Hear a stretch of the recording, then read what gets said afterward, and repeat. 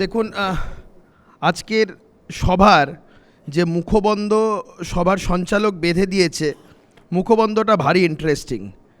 মুখবন্ধটা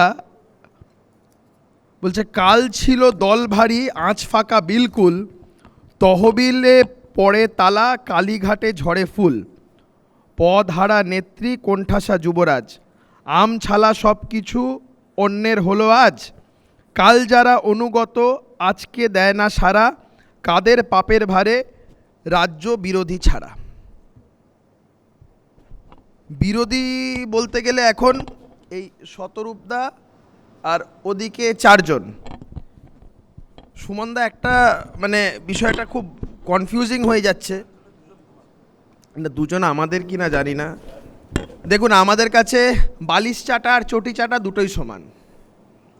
আমাদের কাছে বালিশ চাটাও যা, চটি চাটাও তা, খুব একটা আলাদা তফাৎ নেই। মানে এবারে এখানে কে কোনটা পাশাপাশি বসালে ভালো হতো। এই বলছি, অনির্বাণ তুমি কোন তৃণমূল? কালীঘাট তৃণমূল না? অরূপদা কি তৃণমূল? ঋতব্রত তৃণমূল? কোনটা কোনটা বুঝতে পারছি না তো, কোনটা? না মানে কোন দিকে আছো? কালীঘাটে যাচ্ছ? কালীঘাট, ক্যামাক স্ট্রিট ওগুলো যাচ্ছ? কুণালদা কোন দিকটা? প্রসূনদা তো ওই দিকে মনে হয়। হ্যাঁ, আচ্ছা, ওকে, আচ্ছা আচ্ছা, একটু বুঝতে অসুবিধা হচ্ছে। কুণালদা, আমাকে এই মঞ্চেই বলেছিলে না কৌস্তবের মাথায় কোনোদিন চুল উঠবে না?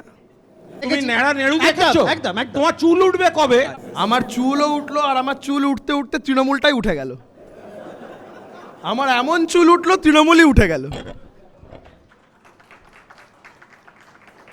এইখানেই বসে বলেছিল, সম্ভবত কুণালদা এই দিকে ছিল আর আমি ওই দিকে ছিলাম। বলছে, কোচ সেদিনকে আবার পাগড়ি পরে এসেছিলে না?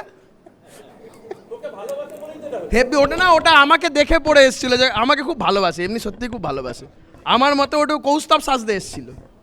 কৌস্তব ওই গোয়াজিউ লাইকে যেরকম হয় না, আমরা বিভিন্ন জিনিস সাজি, সেদিনকে কুণালদা কৌস্তব সেজেছিল। আমি বিশ্বাস করুন, আমি ভেবেছিলাম ওই পার্টিটার প্রেসিডেন্ট কুণালদা হবে।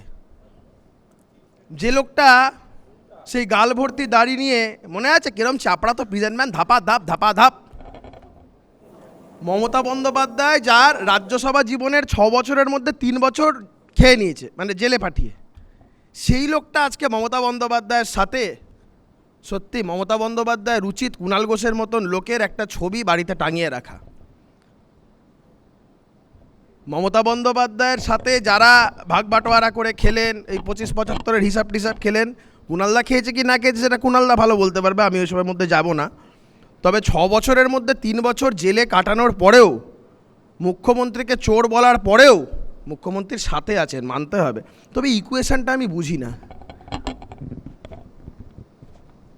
মানে বিষয়টা না ওই স্ক্র্যাম্বেলড এগের মতন হয়ে গেছে। এখন আবার ডিম বললে অন্য ব্যাপার হয়ে যাবে, দরকার নেই এসব তর্ক বিতর্কের মধ্যে, নাই বা গেলাম। এবিপি আনন্দ, এগিয়ে থাকে, এগিয়ে রাখে।